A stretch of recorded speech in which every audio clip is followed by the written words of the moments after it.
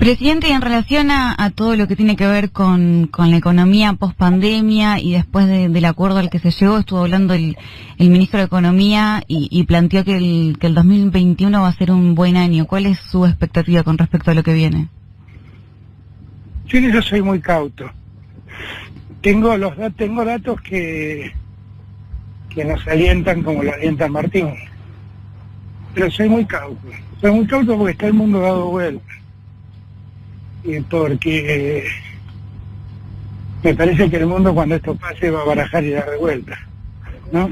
Teníamos un Banco Central Europeo que ponía límites al déficit fiscal del 9% y ahí tenía déficit fiscales de 10 puntos. Y no quería subsidiar a nadie y ha tirado billones de euros para reactivar la economía europea. Y teníamos a Trump que no quería saber nada con subsidiar la industria y él la tienen tirando plata permanentemente al mercado. Me parece que va a haber un barajar y dar de vuelta y vamos a ver dónde estamos parados nosotros en ese nuevo, cuando vuelvan a repartir las cartas. Pero creo que todo indica, hay algunos indicadores que el mundo reconoce. Por ejemplo, dicen que la Argentina es uno de los países que más ha preservado el empleo con el ATP. Y eso nos da cierta tranquilidad, porque eso es lo que nos permite pensar que en el momento en que se vuelva a producir, todo se pone en marcha rápidamente. El segundo dato que nos alienta es que somos uno de los países que más ha cuidado en la pobreza, a los pobres, a los sectores más frágiles de la sociedad. Y eso también nos da una gran tranquilidad. Hagan memoria cuando todo esto empezó, que los agoreros de siempre anunciaban saqueos, cosas que no pasaron. Y no pasaron porque el auxilio del Estado llegó. Solo por eso. Claro. Y de cara a lo que viene, digo, muchas veces habló de, bueno, es necesario repensar el mundo que se viene. ¿Con qué modelo imagina la Argentina en el nuevo mundo que se viene? Que es una discusión que se va a dar a corto plazo, indudablemente, cuando empecemos a pensar la salida y salgamos un poco del ojo de la tormenta en el que estamos hoy, ¿no? Esta es una discusión un poco más filosófica y contrafáctica.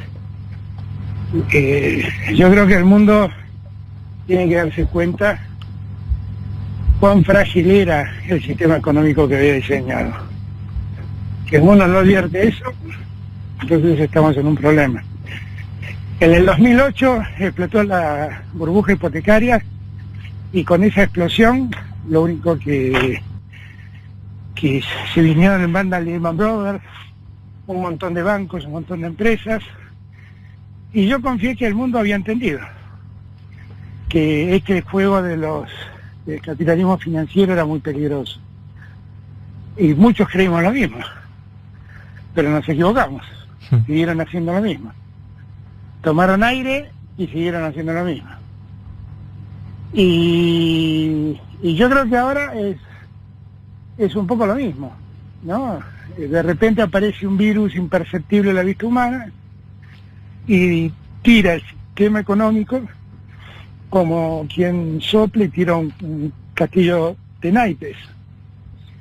Y nosotros estamos muy preocupados por ver las listas de muertos y de enfermos y no nos damos cuenta, si lo viéramos, lo larga que es la lista de empresas que han quebrado, de cómo han caído los bonos de las grandes potencias del mundo. Si el mundo sigue apostando a este capitalismo, no tiene mucho sentido.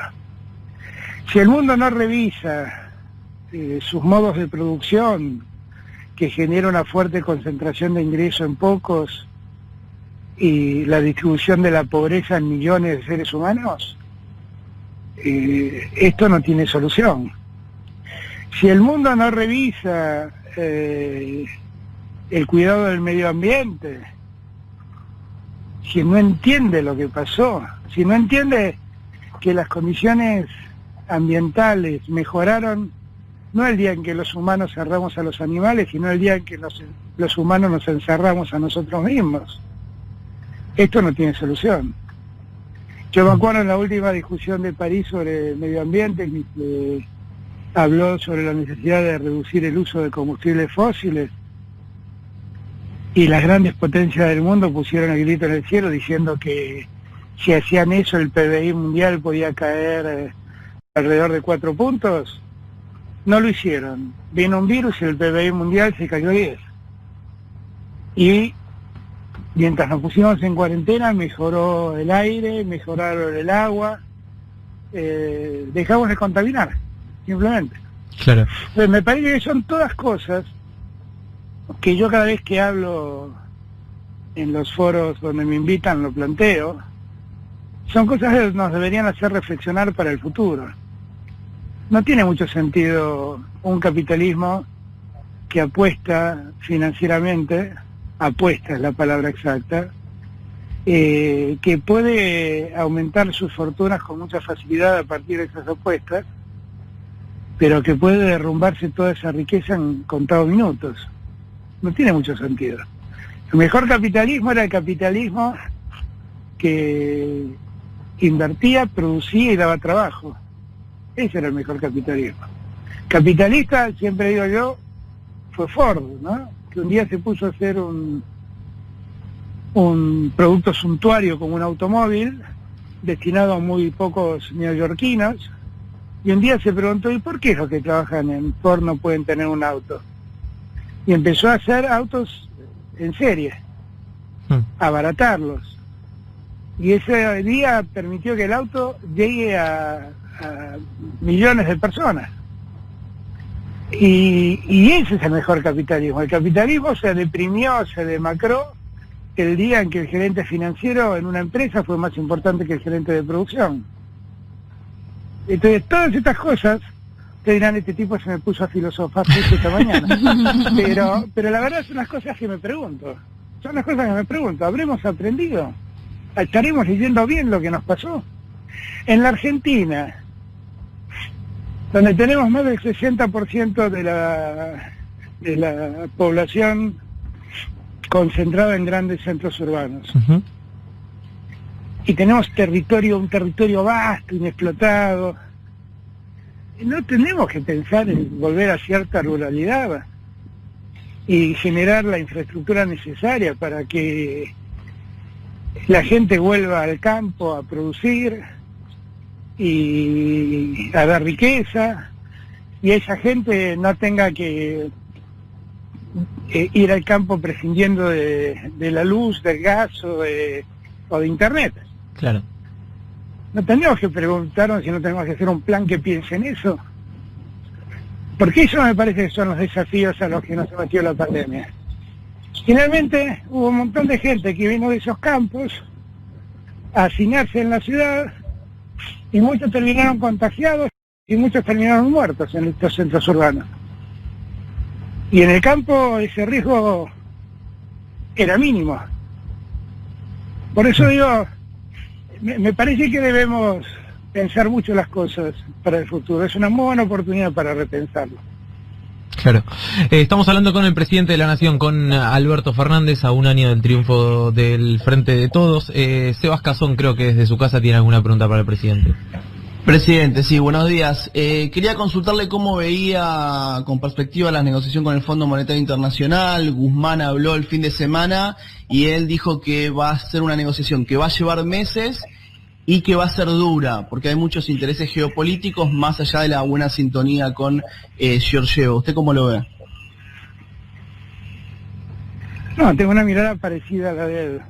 Yo igual creo que yo tengo una diferencia con Martín, que yo no soy economista, que tengo una mirada menos económica de la situación. Pero me parece que estamos en un momento donde todo está en discusión, ¿eh? O sea, ya los dogmas del fondo se cayeron a pedazos. Y hemos visto que se cayeron a pedazos, ¿eh?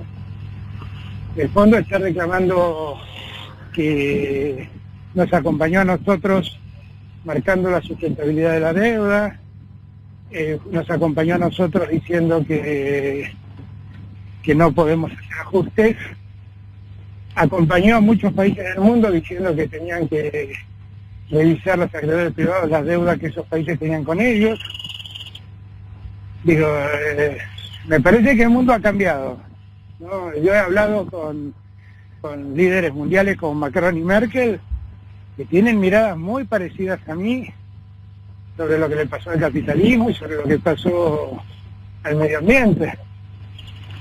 Yo debo confesar que tengo cierta expectativa de que podamos entender y aprender de lo que nos ha pasado como humanidad, ¿no?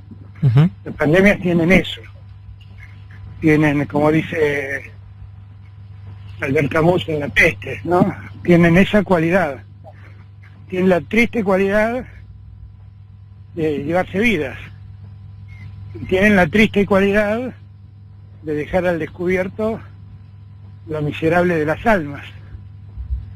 Y hay almas solidarias y hay almas miserables, pero hoy en día creo que la pandemia ha dejado al descubierto las dos cosas: la importancia del alma solidaria y lo insoportable del alma miserable. Ahora, siempre está sobre la mesa que la discusión con el fondo va a ser, bueno, ¿dónde ajusta Argentina? ¿Cree que esta vez va a ser distinto respecto a esto? Porque uno siempre escucha, bueno, se ha cansado de escuchar de, bueno, el fondo es distinto, y en esta oportunidad no es la excepción respecto a, bueno, esto de, bueno, el fondo acompañó respecto a sostener que la deuda argentina no era, valga la redundancia, sustentable en el tiempo y demás, pero siempre la receta que ofrece el fondo suele ser bastante similar en todos los países, y es, bueno, ajuste sobre las jubilaciones, ajuste sobre el gasto social y demás. ¿Por qué sería distinto esta vez?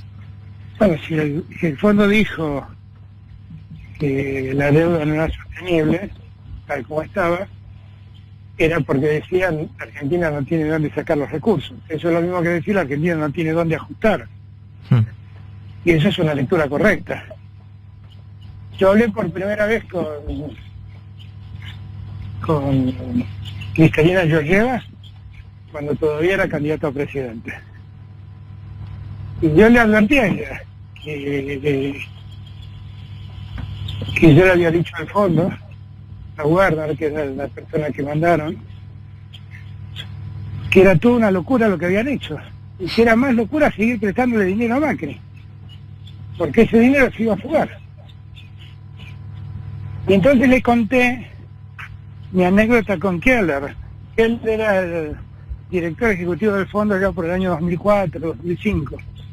La Baña discutía con el equipo económico las cuestiones económicas del acuerdo con el fondo, y a mí me tocaba revisar las cuestiones contractuales con Keller.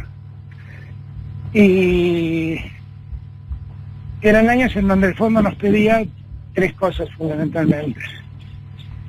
Nos pedía que privaticemos la banca pública, nos pedía que liberemos las tarifas, y nos pedía que un déficit fiscal,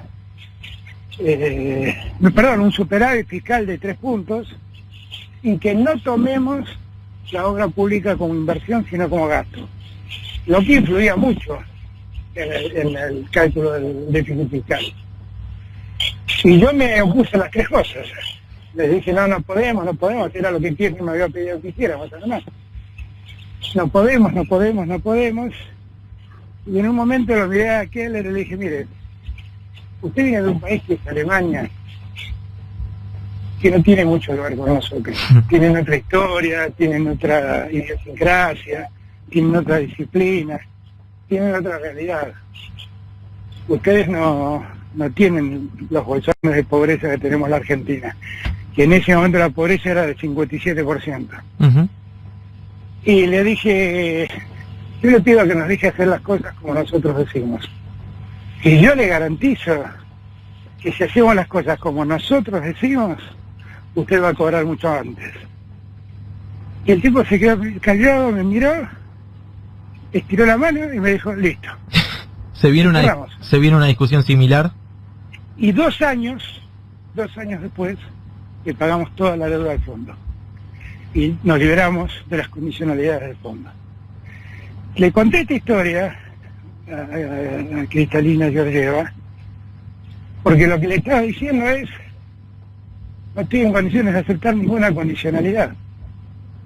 No estoy en condiciones porque la Argentina no está en condiciones.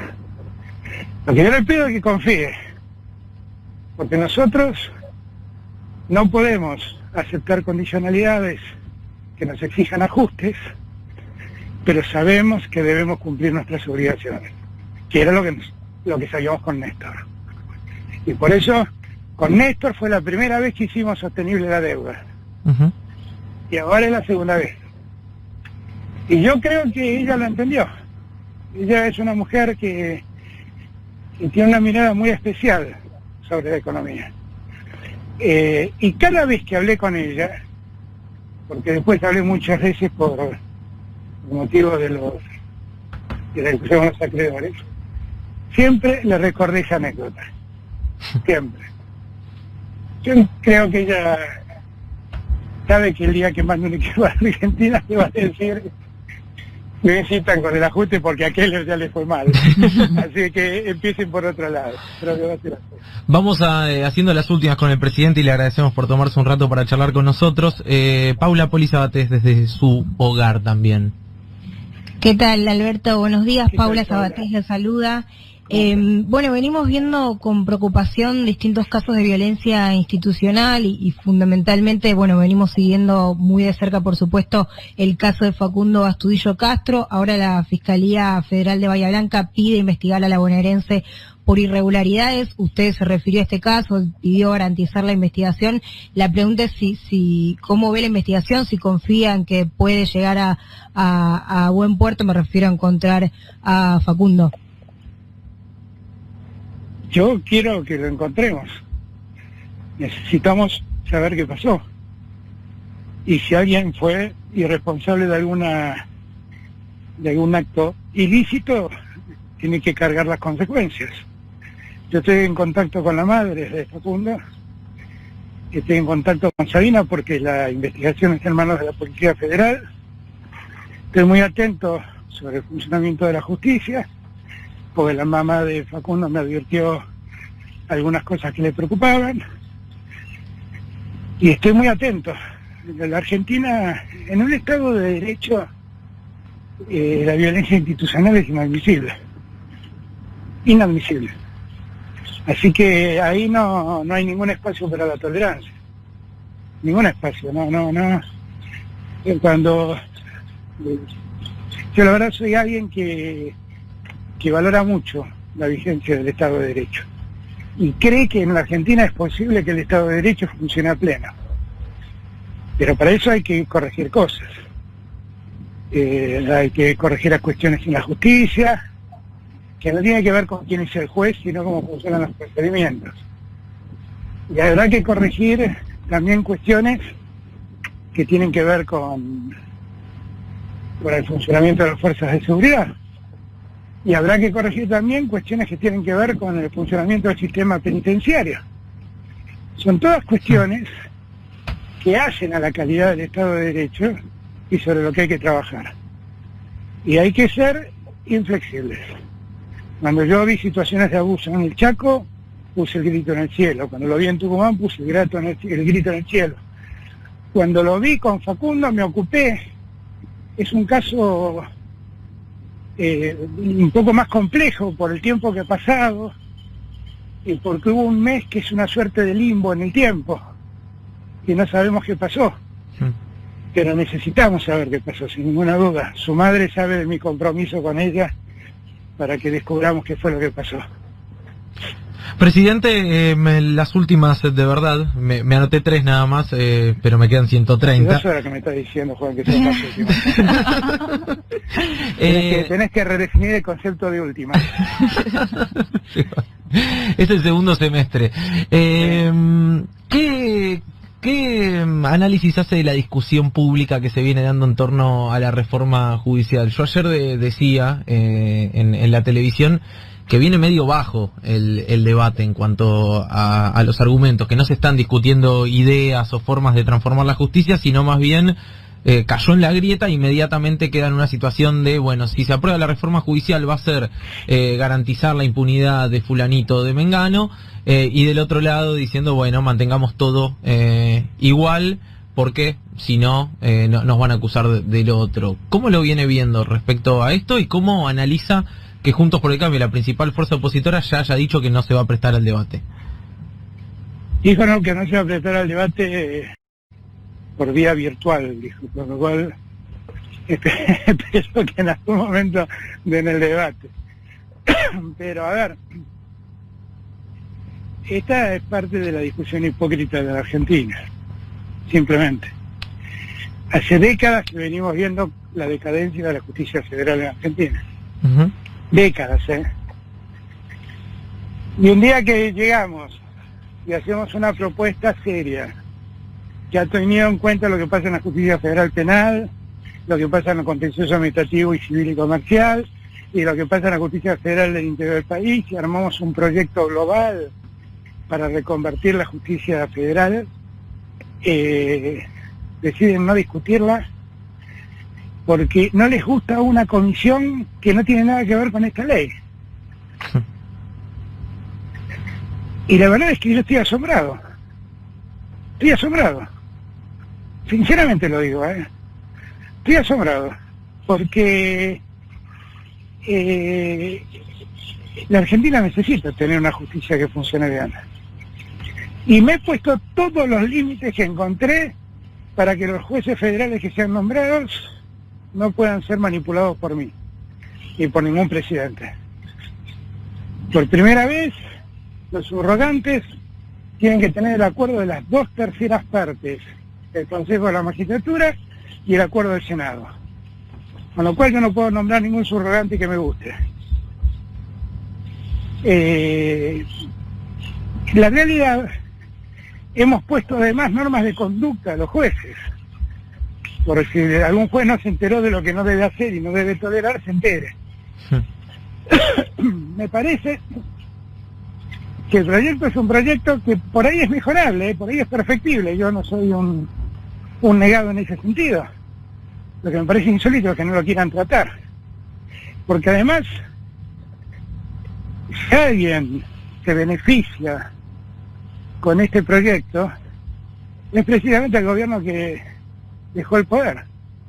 ¿Saben por qué? Porque con el proyecto, y yo, el presidente, públicamente, les garantizó que nadie puede hacer con ellos lo que hicieron hasta ahora con los otros. Sí. En verdad deberían estar agradecidos a eso. A que yo diga, no quiero más detenciones arbitrarias, no quiero más manipulación de jueces, no quiero más sacar del juzgado A para poner en la cámara a mi amigo el juez, sin que pase el concurso, sin que el Senado intervenga. No quiero más nada de eso. Ahora, incomprensiblemente dicen que eso es manipular la justicia. Es insólito. Dicen, no, esto beneficia a Cristina. No tengo la menor idea en qué la beneficia. Leo, releo y recontraleo y no encuentro en qué la beneficia. No lo encuentro. Bueno, pero me dicen, no, lo que pasa es que en la comisión está Veraldi. Yo quiero aclarar, conozco a Veraldi hace más de 30 años. Es un abogado igual que Carlos Arganián, extraordinario y académicamente muy reconocido.